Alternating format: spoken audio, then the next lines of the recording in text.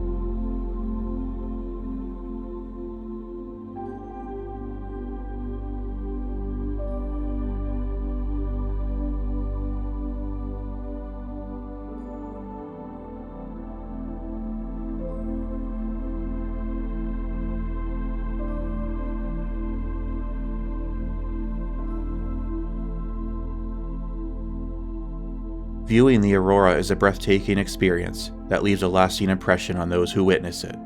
It's no wonder why it's often included in many people's bucket lists. As the most spectacular display of light in nature, I recommend everyone to take the opportunity to witness it at least once in their lifetime.